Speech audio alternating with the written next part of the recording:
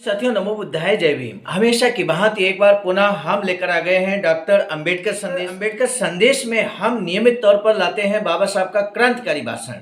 आज भी हम ऐसा ही स्पीच बाबा साहब का हूबहू बाबा साहब के ही शब्दों में लेकर उपस्थित हो चुके हैं, जिसे आप तक पहुंचाने की कोशिश हम कर रहे हैं आवाज का ऑफिशियल यूट्यूब चैनल के माध्यम से। साथियों, हम आपको बता दें, बाबा साहब का आज का जो स्पीच है वो बाबा साहब डॉक्टर अंबेडकर संपूर्ण वाङ्मय खंड 38 का हिस्सा है। पेज नंबर 36 से 39 तक हम आप तक पहुंचाने की कोशिश कर रहे हैं, जिसका यहाँ पर विषय है वो हम आपको बता दें।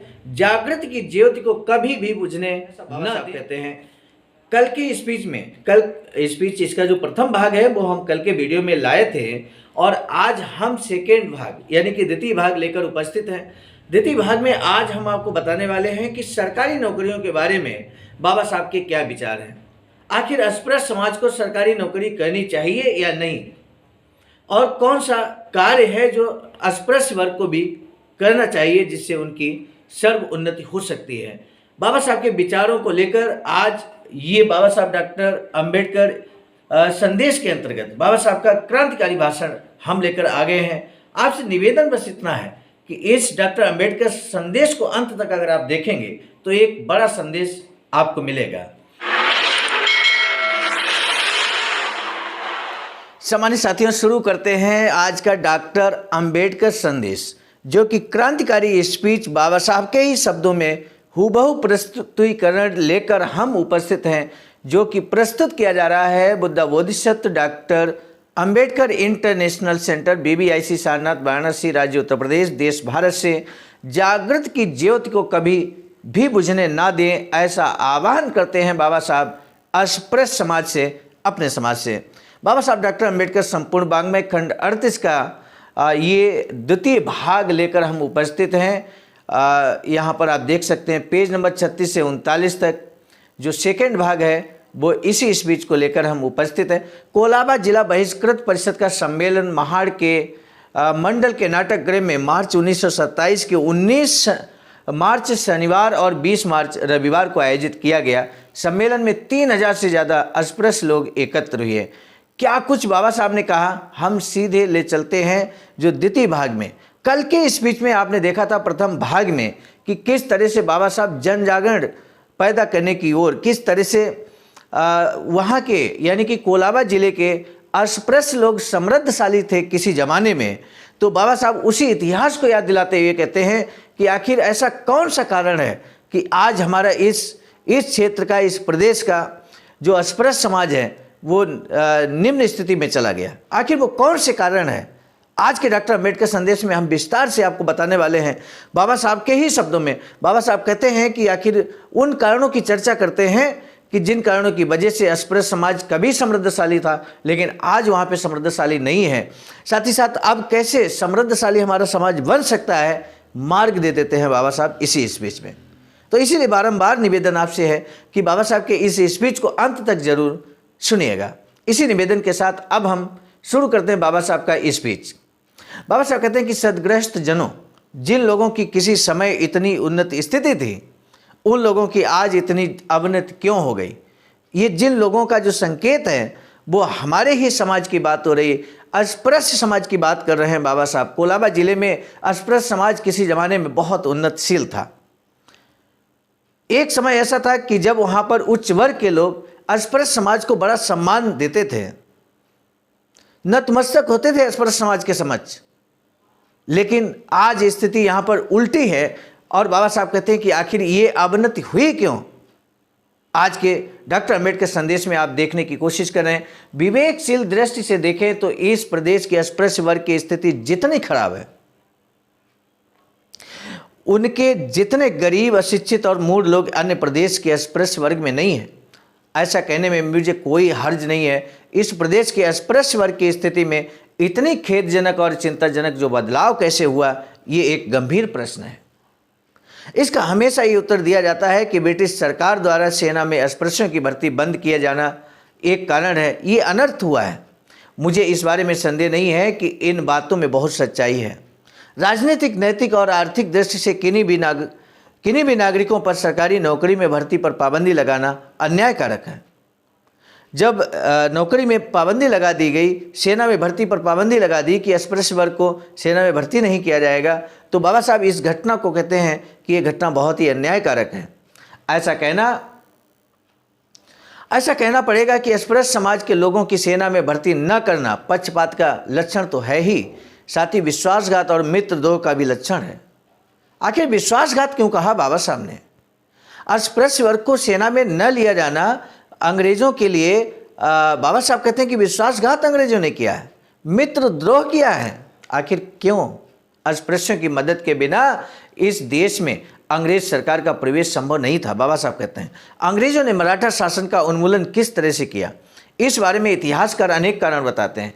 कोई मराठा राज्य में व्याप्त जाति भेद को एक कारण बताता है, कोई मराठा राज्य में आपस में बड़े फूट और तनाव को वजह मानते हैं, लेकिन मेरे समझ एवं बुद्धि को ये लगता है कि उनमें से एक भी कारण सही नहीं है।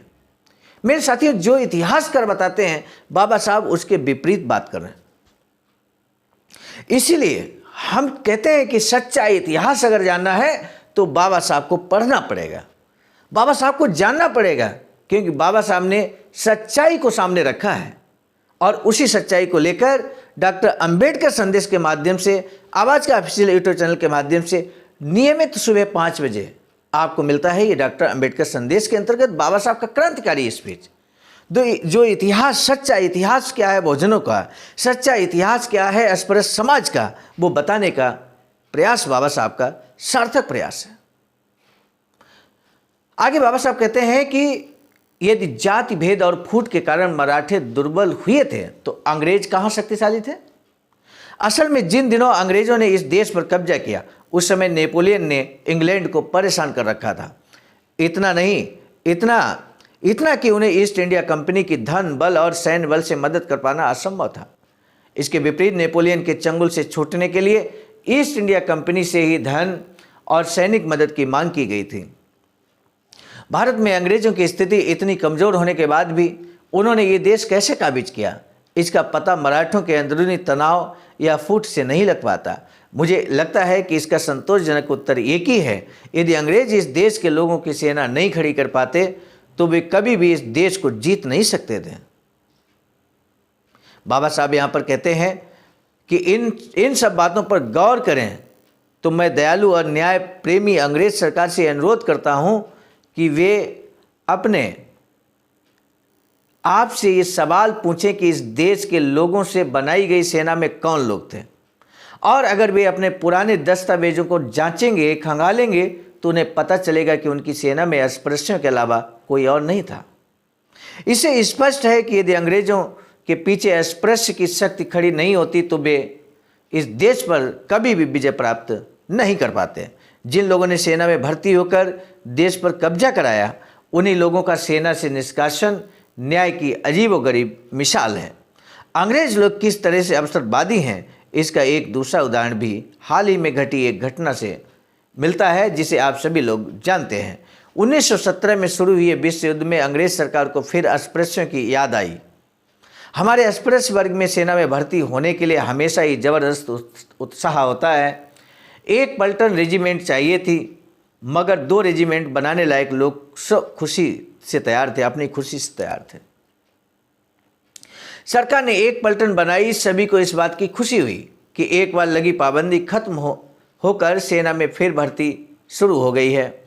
ऐसी उम्मीद जगी कि इस प्रदेश के अस्पृश्यों का फिर भाग्योदय शुरू हो गया है। लेकिन युद्ध खत्म होने के बाद फिजूल खर्ची रोकने के नाम पर पलटन को भंग कर दिया गया। ये समझ में नहीं आता कि सरकार के इस मनमाने व्यवहार को क्या कहा जाए। बाबा साहब कहते हैं कि सज्जनों, मेरी ये राय है कि हम हमेशा सरकार का साथ देते रहें, इसलिए सरकार हमेशा हमारी उपेक्षा करती है। सरकार जो देगी स्वीकार कर लेंगे, जो कहेगी वह हम सुन लेंगे, मान लेंगे, जैसे रखेगी वैसे हम रह लेंगे।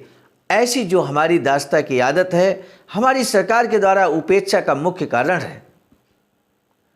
जैसा हमें मिल रहा है हम उसी में खुश हैं। हम असंतोष व्यक्त नहीं करते, आक्रोशित नहीं होते, आंदोलित नहीं होते। ये दास्ता की निशानी है, बाबा साहब कहते हैं। हम अपने पर होने वाले अन्याय को चुपचाप सहन करते हैं, ये दास्ता की निशानी है। कोई दाएं गाल पर थप्पड़ मारे तो हम अपना बायां गाल आगे कर देते हैं, मगर मारने वाले का प्रतिकार करने के लिए हमारे हाथ नहीं उठते। बाबा साहब कहते हैं कि आसमान भी टूटे तो भी हम किसी हताश व्यक्ति की तरह उसे अपना भाग्य मानकर हाथ पर हाथ धरे बैठे रह जाते हैं। तो बाबा साहब यहाँ पे स्पष्ट तौर पर कहते हैं कि इस आत्मघाती प्रवृत्ति का हम जितनी जल्दी त्याग करें उतना ही हमारे लिए लाभदायी होगा। बाबा साहब कहते हैं कि इस तरह का स्वभाव हमारा आत्मघाती है कि हमारे साथ अन्याय हो और हम उसका प्रतिकार न करें, हमारे साथ शोषण हो, अत्याचार हो और हम उसका विरोध ना करें। ये जितनी जल्दी हो सके इस आत्मघाती प्रवृत्ति को हमें छोड़ना होगा। वर्तमान परिदृश्य में भी अगर हम बीच बीच में देखते रहें, क्या वर्तमान में कुछ ऐसी परिस्थितियां पैदा हो रही हैं जो आने वाली पीढ़ी के लिए बहुत ही नुकसानदेह होंगी। जैसे कि हम निजीकरण का मामला कह सकते हैं निजीकरण का मामला जो आने वाली पीढ़ी के लिए बहुत दुखदाई होगी, लेकिन हम सहन कर रहे हैं। हमारे अंदर आक्रोश व्यक्त नहीं हो रहा, लेकिन ये अन्याय होगा क्योंकि उसमें किसी तरह का प्रतिनिधित्व, जिसकी जितनी संख्या भारी उसकी उतनी हिस्सेदारी कॉन्सेप्ट नहीं है निजीकरण में, जबकि ये होना चाहिए। हर समाज का हर जगह प्रतिनिधित्व उसकी जनसंख्या के अनुपात में होना चाहिए। उचित प्रतिनिधित्व होना बेहद जरूरी है। पूरा जीवन संघर्ष किया बाबा साहब ने इसी अधिकार को दिलाने के लिए। इसलिए हमें जागना होगा, हमें देखना होगा कि कहीं हमारे साथ और हमारी आने वाली पीढ़ी के साथ अन्याय तो नहीं होने जा रहा। बाबा साहब कहते हैं इसलिए मैं आपसे कहता हूं कि हमें सेना में भर्ती पर लगी पाबंदी पर खत्म कराने के लिए हर संभव प्रयास करना चाहिए। लेकिन मैं आपके सामने ये सवाल रखना चाहता हूं कि सेना में भर्ती शुरू हो जाने से क्या सब कुछ ठीक हो जाएगा? आप में से बहुत से लोगों को ये लगता है कि एक बार सेना में भर्ती शुरू हो गई यानी सब हो गया, बाकी कुछ करने की ज़रूरत ही नहीं है। मुझे लगता है कि ये बड़ी भूल है। एक बात तो यह है कि सभी लोगों का सेना में भर्ती होना संभव नहीं है। जब किसी वर्ग के लोग सेना में भर्ती होने के लिए तैयार नहीं थे, तब हमारे लोगों के लिए काफ़ी संभावनाएं थी, मगर अब ऐसी हालत नहीं है। हमें औरों की तरह जो मिलना है वही मिलेगा। ज़्यादा की उम्मीद करना बेकार है। इसलिए हमें इस बात पर विचार करना चाहिए कि सेना में भर्ती के अलावा उन्नति के और कौन से तरीके हो सकते हैं। अस्पृश्य समाज में व्यावसायिक जाति में समाविष्ट लोग बहुत कम हैं। केवल चमार लोग ही पेशेवर हैं, लेकिन अब उन्होंने भी ये धंधा लगभग छोड़ दिया है। इसलिए गैर पेशेवर लोगों की ही संख्या अधिक है। जहाँ पर ये परंपरा है कि फला धंधा फला जात की बपौती है, वहाँ ये कहना कि फला धंधे में आपके लिए काफ़ी गुंजाइश है, ये व्यर्थ का उपदेश है। उन्हें अगर धंधा करना है तो वह व्यवसाय इस प्रकार का होना चाहिए जो करने की छूट किसी भी जात के आदमी का हो। ये डॉक्टर अंबेडकर सुन रहे हमारे सम्मानित साथी कई बार महसूस करेंगे कि खैर ये 100 साल पहले की कंडीशन थी कि हम बहुत सारे धंधे बिजनेस नहीं कर सकते थे, लेकिन अब कर सकते हैं। तो सम्मानित साथियों, मैं कहना चाहता हूं आपसे, आप होटल खोल के देख लेना और उसके बाद जो अनुभव कहेगा तो वो अनुभव निश्चित रूप से चौंकाने वाला होगा। आपकी सोच के विपरीत निकलेगा। खाने पीने की चीज़ या होटल जैसी चीज़ को आप अपना कर देखें, ऐसे व्यवसाय को अपना कर देखें तो आपकी आंखें खुल जाएंगी। इस प्रकार के बाबा साहब कहते हैं कि मुझे 2 ही पेशे दिखते हैं, 2 ही, एक सफ़ेद पोश और दूसरा खेती। अब सफ़ेद पोश व्यवसाय क्या है, बहुत विस्तार से बाबा साहब ने बताया। खेती के बारे में खैर संक्षेप में आज हम बताएंगे, क्योंकि आज दूसरा भाग है। तीसरा भाग हम कल लेकर आएंगे जिसमें खेती के बारे में डिटेल से बताएंगे। लेकिन एक सफ़ेद पोश व्यवसाय क्या है, इसके बारे में बहुत विस्तार से बाबा साहब ने बताया है। आप अंत तक वीडियो को जरूर देखिएगा। बाबा साहब कहते हैं कि मैं जानता हूं कि ऊंची जातियों के लोगों की ये बात पसंद नहीं है कि अस्पृश्य वर्ग के लोग सफ़ेद पोश पेशे अपनाएं। उन्हें ऐसा लगता है कि अस्पृश्य वर्ग के सुधार लोगों की बढ़ईगिरी, लोहार का काम, बुनाई आदि व्यवसाय चाहिए। कुछ भी हो जाए वे सफ़ेद पोश धंधे ना अपनाएं। बाबा साहब कहते हैं कि मैं आपसे साफ साफ कहना चाहता हूं कि उनका ये उद्देश्य हमारे लिए हित में नहीं है। मेरी ये राय है कि अस्पृश्य वर्ग की स्थिति में के लिए दो बातें बेहद जरूरी है। एक, उनके मन पर पुरानी पोंगापंथी व अनिष्ट विचारों की जो जंग लगी है उसे मांझ कर साफ करना चाहिए। जब तक आचार विचार और उच्चार की शुद्धि नहीं होगी तब तक अस्पृश्य समाज में जागृति या प्रगति के बीज कभी भी पनप नहीं पाएंगे। अभी की स्थिति में उनके मन की पथरीली जमीन पर कोई भी अंकुर उग नहीं सकता। उनके मन को इस तरह से संस्कारित बनाने के लिए उन्हें सफ़ेद पोश पेशों को अपनाना चाहिए। जब मैं कहता हूं कि अस्पृश्यों को सफ़ेद पोश पेशों को अपनाना चाहिए तो इसकी एक और वजह भी है। सरकार एक महत्वपूर्ण संस्था होती है। सरकार जैसा चाहेगी वैसे ही सब कुछ घटित होगा।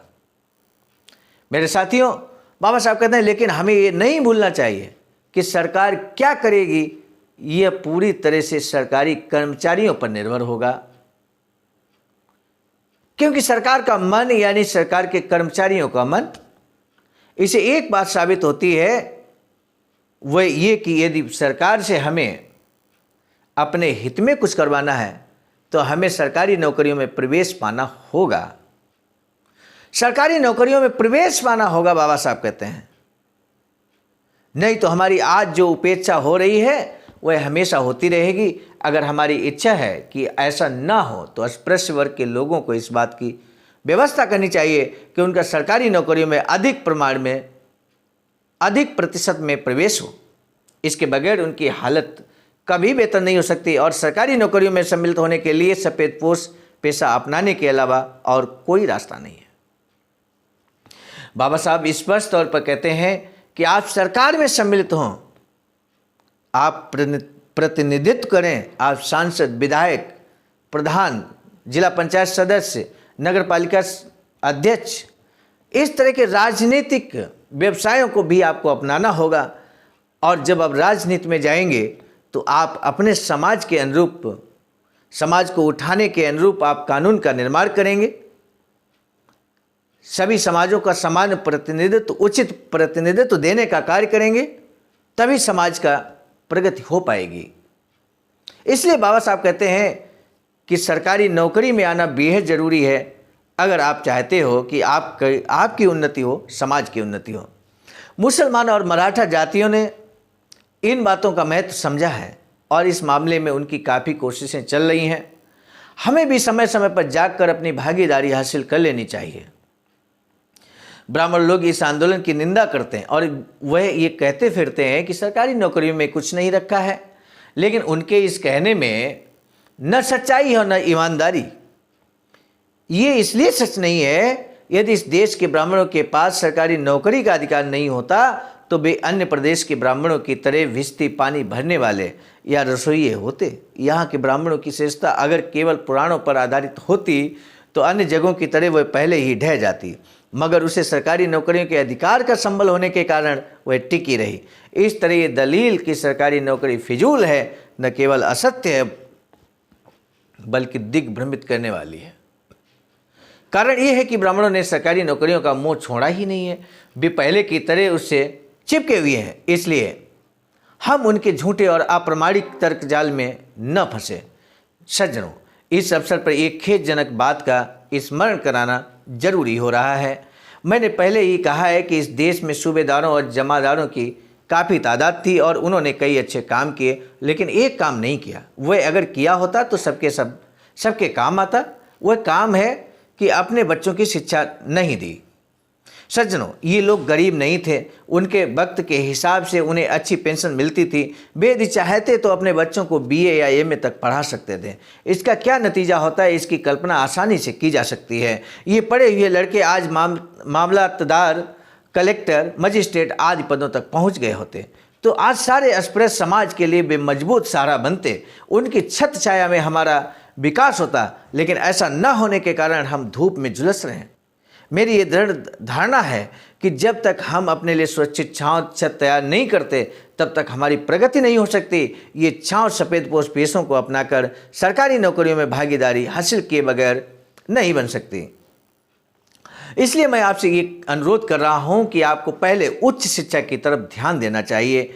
बाबा साहब देखिए बहुत शानदार एग्जाम्पल देते हैं। कहते हैं एक लड़का बीए होने से अस्पृश्य समाज का जैसा सहारा मिलेगा, वैसा 1000 बच्चों के चौथी पास होने से कुछ नहीं होगा। बाबा साहब यहाँ पर इस एग्जाम्पल को क्यों देते हैं? इसलिए देते हैं कि आपने अगर अपने बच्चों को पढ़ाने की ठान लिया है, आपने अपने परिवार को शिक्षित बनाने को ठान लिया है, तो आप उच्च शिक्षा तक अपने बच्चों को ले जाएंगे। ये संकल्प होना चाहिए, ये हमारे समाज का संकल्प होना चाहिए साथियों। ये बाबा साहब कहते हैं उच्च शिक्षा लेनी चाहिए, और उच्च शिक्षा जब आप लेंगे तो निश्चित है कि आप सक्सेसफुल होंगे, जीवन में सफलता को अर्जित करेंगे।